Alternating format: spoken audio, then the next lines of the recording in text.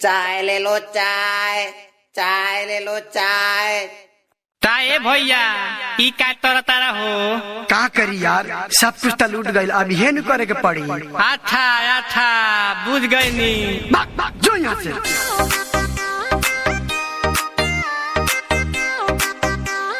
हाय हाय हाय हाय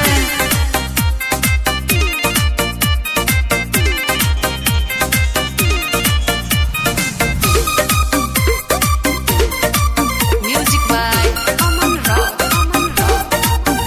हाँ, रहे गुना वही कनिया, लुटल जोगावल मनिया, लभ में फंसा के हमके बेची गई सागर मकनिया।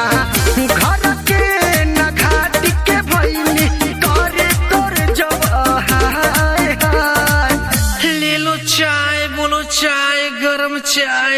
हाय हाय ई कौन चाय बेचाई हरे? तो तवने ना बेटी।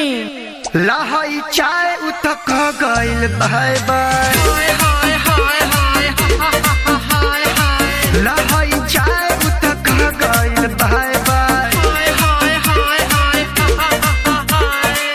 रे मरवा अभी ले बहनी ना भई। ए तीनू तहनी प्यार मत करी है।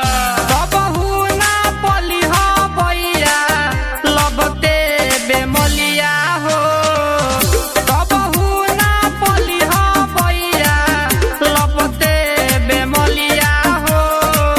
घूमेते पली लेते ताकते ते तलिया हो। घूमेते पली लेते। हाँ तो तोरा ढेर मजा आवता। खाली ना भैया ना ना। सोचनी कि अमर विदेशी सालू पूरा होई हमार सपना वहे राम। प्यार के रसरिया में हमके फंसा के दूरी गई सब रमना वहे राम। कितना नीमन हम यस स्टूडियो में गाना गावत रहनी। होता दर्द बड़ी दिलवा में, नाम रहे हमारो जिलवा में।